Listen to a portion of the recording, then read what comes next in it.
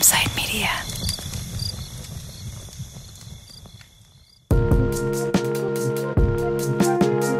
Hello, Campside listeners. Thanks for being with us on Inside the Tent, our new series where we're going behind the mic of our hit podcasts.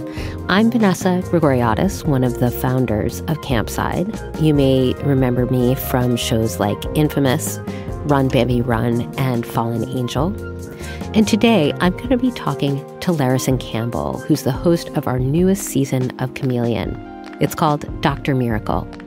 It's a stunning story that we worked with Shoshi Shmulevitz and Lily Smith as producers on. It was so epic in so many different ways. The ideas that came out of it, the stories that different subjects shared with us. The overall point of the podcast is about how snake oil is so easy to sell to the masses, particularly people who are quite sick and desperate. If you want more behind-the-scenes content from our shows and the people who made them, head over to joincampside.com to become a free member of the Campside community. Again, that's joincampside.com. Now here's my conversation with Larrison. All right, Larrison Campbell, thank you so much for coming on our Campside show to tell us all about Dr. Miracle. Thanks so much for having me, Vanessa. So, Larrison, you and I started working on the show. I was, essentially the editor, and you're the writer and the producer and the person who put it all together. And we started talking about this, 8 months ago, maybe 9 months ago. Oh, no, this was like well over a year ago. I think you first came to me with this. No. And do you remember that first conversation? Yeah, I do, because you were like, so what do you know about the alkaline diet? And I was like, well, as it happens, I know quite a lot about alkaline water. Right. At the time I was dating somebody who did like some, ad stuff for one of those companies. It turns out I actually knew nothing about either subject compared to what was out there. I was like, well, but you knew that alkaline water is trendy. Oh, you knew that that's exactly. Everybody sees it. I knew it was twice the price of regular water. I knew it promised all sorts of benefits that no one could quite put a finger on, but definitely made you a much better version of yourself. Right. And so, yeah, I was immediately intrigued. It was right up my alley. But then did we also discuss how the podcast series that we eventually made called Dr. Miracle was also going to involve a lot of disease and death? Yeah, we did. We got into that too. So, it's funny because on the one hand, you presented it to me and you said, it's about this sort of very glamorous diet. Basically, any celebrity you name has at some point publicly said that they are on. Kelly Ripa, we've got, Victoria Beckham, we've got Jennifer Aniston, of course. And so you have this glamorous side to it. And what I don't think anybody who is publicly talking about this diet knows is that the origin of it is like all of this disease and death. Right. So basically, alkaline water and the alkaline diet is all based on the idea that you can change the pH of your blood by what you eat and drink, which is anatomically not actually possible. So explain to me how you know that to be true, and also who this guy is who convinced everybody that it was true. Yeah, so this was honestly, for me, one of the big revelations of the podcast was that there is this alkaline empire, and it turns out it's all a myth. And we talked to a bunch of very, well-respected doctors, biologists, microbiologists, endocrinologists, all of these people who specialize in this stuff, oncologists, and they said, here's the thing. Your kidneys exist to keep the pH of your blood steady. So if you change the alkalinity of what you consume, whether it's water, whether it's your diet, your kidneys just have to work a little bit harder to get your blood back to the pH that your body is supposed to be. Your body has a set pH, and they can do that. They do it all by themselves. They don't need the water. Yeah, human body is a wonder. It is a wonder, and a very expensive water isn't going to change the way it works. But this man had built this empire off of it, made millions and millions of dollars off of it. So who is he? Yeah, so this is Robert O. Young, and the Young in his last name is, in fact, at least as far as we can tell, this is something we actually don't get into that much in the podcast, but it's a fun fact about him. He is a direct descendant of Brigham Young, one of, sort of the big founders of the Mormon Church in Salt Lake City. I mean, he, along with, it turns out, 30,000 other people. Claim the same patronage. Yes, okay. Brigham Young had a few wives and quite a few children, right. So it's not a narrow gene pool. So Robert O. Young is this sort of self-styled naturopath, microbiologist, multi-degree carrier who has written a couple of books when he was in about his mid-40s, claiming that he has discovered one of those things that is a cure for everything. And of course, it turns out, and this is one of the things we learned as we started really digging into who he was, the man not only wasn't a microbiologist or a naturopath or any sort of medical professional at all. In fact, he, as far as we can tell, we got a hold of his college transcripts. He took one science class in college. It was a biology class his freshman fall, and he did pass it, but it was a pass-fail class. That's it. Oh, that was the extent. So I have actually had, I'm a terrible science student, but I've actually had like the same amount of science training that this man has, and I would not ever recommend. I certainly wouldn't formulate a scientific theory and publish a book based on it. So right, exactly. That goes contrary to everything that every other doctor believes. Right. I know. I actually, as a side note, my mom is a doctor. And so at one point when I was reading this, I was like, it'd be really helpful if I just had a casual conversation with a doctor about all of this. Someone who I wasn't interviewing officially, and I gave it to her, and I was like, just look through it and tell me where the problems are. And she got, I'd say halfway through, and she called me up and she was like, Larrison, are you going to make me read this whole thing? Because every single page is completely false. The whole basis of everything is a lie. And so as a result, everything he's extrapolating from it is a lie. So he basically sells the world on the idea that there's this alkaline diet and you should be part of it. And you should eat leafy greens and avocado and, get an IV of baking soda to alkalize your blood. And this is the root of all disease. But then he also opens his own wellness center, right? Like his own Golden Door, his own Esalen, his own little, very, very expensive home for all of his ideas in San Diego called Miracle Ranch. People who are really sick start flocking to this place. And then what happens? Yeah, so I think he gets the place up and running in like the early to mid-aughts. And at first he's, I think, bringing in a decent amount of money, really kind of helping people lose weight. That's where he makes his mark. I'm going to teach you to eat healthy. I'm going to teach you to eat green. I'm going to teach you, and you're going to be active. Yeah. But he believed in certain principles of expelling things from your body, releasing toxins. And it was like perspiration and respiration. And he had fitness classes in the morning where he had everyone bounce and dance on trampolines. And it was like a very upbeat, fun, kind of cult of personality. But it felt like at that point, it was really in a harmless way. He would joke with the guests. They'd all sit out at the dining area and he'd tell jokes and he'd tell stories about himself. And this group of women would be in his thrall. But the problem with the weight loss thing is that people would come, they'd stay for a week, they'd leave, and it just wasn't bringing in that much money. But he had sold this idea based on his, quote, theory that his diet could cure everything.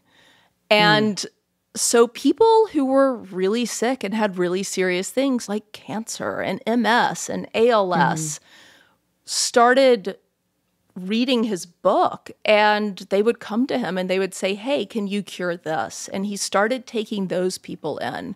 And unlike the people who were there for a diet, the really sick people, they wouldn't stay for a week. They'd stay for 2 months.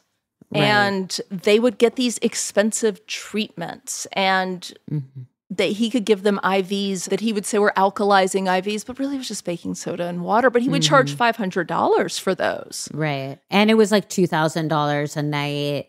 And then, what the podcast is about in some ways is the experience of particularly one woman who went there when she had stage 1 breast cancer and followed all of his protocols and just got sicker and sicker, like a lot of other people there, because people are there sometimes as a last-ditch effort.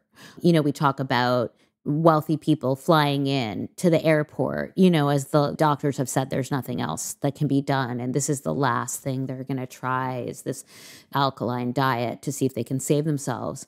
But tell me a little bit about the woman who a lot of the podcast is about. Yeah, so we were really lucky in that we met this woman. Her name is Dawn Callie. She was raised in California, and she was raised by kind of hippie parents who were very into free love and casual drug use. And she grew up in this environment where she was really brought up to distrust traditional medicine. And so she finds a lump in her breast one day when she's about 30, and she had breast implants. So she goes to see her plastic surgeon.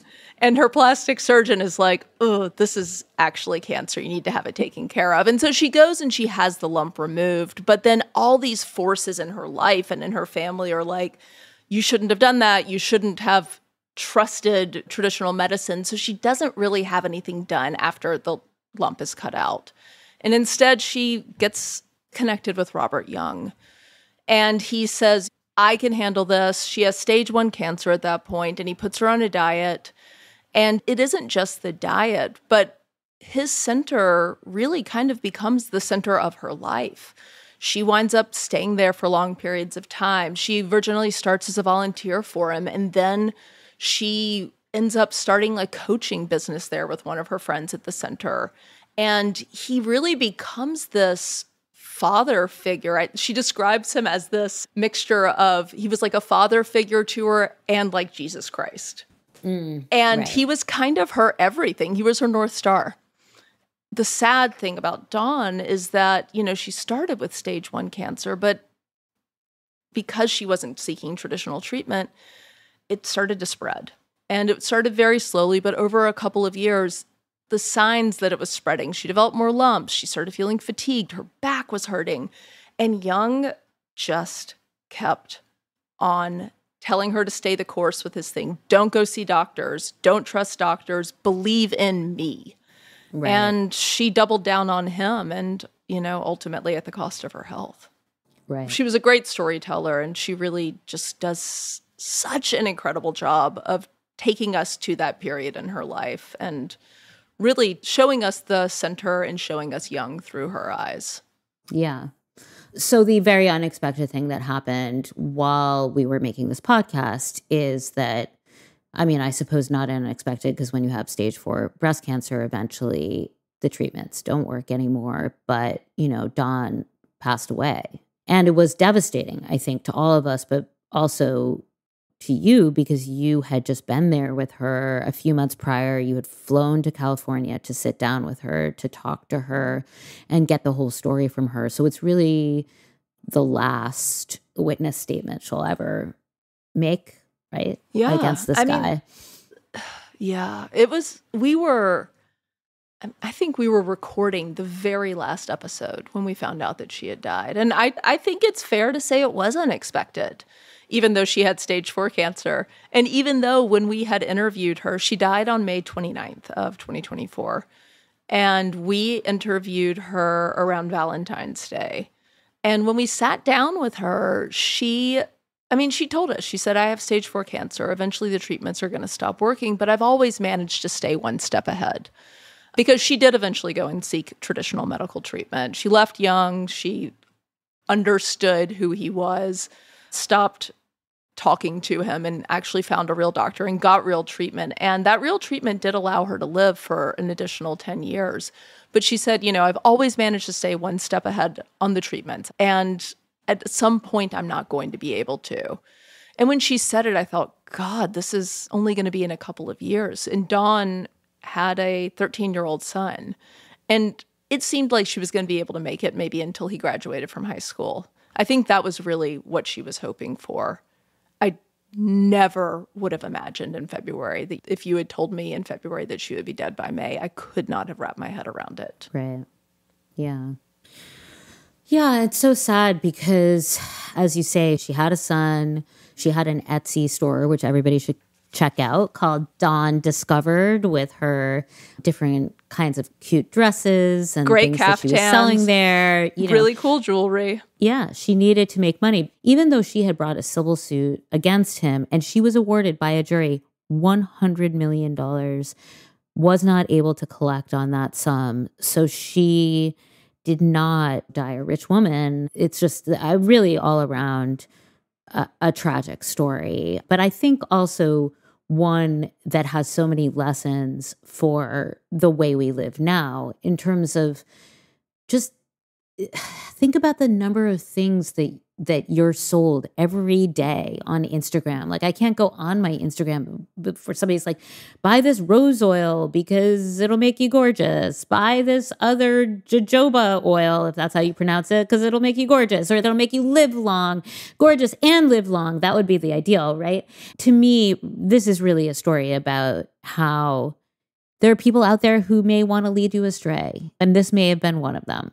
There are people out there who may have beliefs that aren't supported by science. And as a layperson, there's really only so much you can do. She was a smart woman, but she chose to believe this. Yeah. And I think I tend to be attracted to stories that take me into a place that I don't really know that much about. And it turns out I didn't really understand the world of, nutrition selling, I think, or wellness, I think is probably the best way to say it.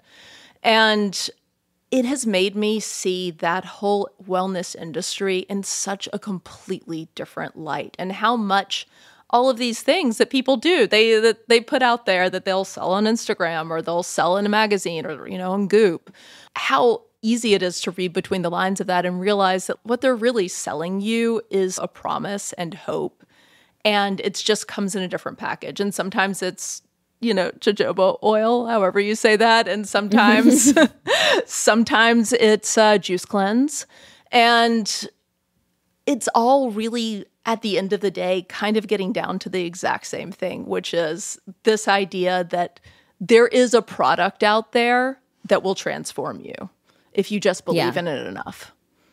Right. And I mean, one of the things that was so hard for me with this story is that belief matters. Like, when you're very, very sick, having watched relatives be very, very sick, hope matters. Believing that there's a cure around the corner, it matters. But in this case, we're talking about people who were on this wellness ranch, in some cases had their pain medication taken away. They were obviously very hungry because they were eating a green diet for the most part, although some of them did have some other stuff. But they were separated from their family. And this is how a lot of people spent the last months or years of their lives. There's hoping, and then there's like torturing yourself, right? And I think this maybe crossed over into the torturing yourself area. Yeah. I mean, I think, hope feels really good. And if you are in a really awful place, especially if you're somebody with a chronic or a terminal illness, like, really the only way to get through every day is, like you were saying, to hope that there is something better at the end of it. And I think that's what's so insidious about Robert Young, is that he was able to take these feelings of hope. He was really able to take people who were desperate and make them believe that their desperation was hope. And the sad thing about that is that they gave up two things when they did that. They gave up a lot of money, and a lot of times their families would take out mortgages on their houses and, things like that. We're talking tens of thousands of dollars here. And they also gave up time. Yeah. And that, I think, is the most heartbreaking of all of this, is that when you do have a terminal illness, time is really the only thing you have. Yeah. And he took that from them. He had them come and stay at his ranch. You had mothers with young children, and they left their children behind because they thought that they were getting more time. And really, they were just giving their time to him. Right. Right. Well, thank you so much, Larrison, for coming on to discuss our newest podcast here at Campside, Dr. Miracle. And we hope everybody will check it out. Just go on Apple Podcasts, Spotify, wherever you listen to your podcasts, and put in Dr. Miracle. Thanks so much. Thanks, Vanessa. Thanks again to Larrison and the rest of the Dr. Miracle team, Lily and Shoshi. And thank you for listening to Inside the Tent. Don't forget to head over to joincampside.com to become a free member of the Campside community. That's joincampside.com. And that's all until next week, when we'll be back with another story from Campside.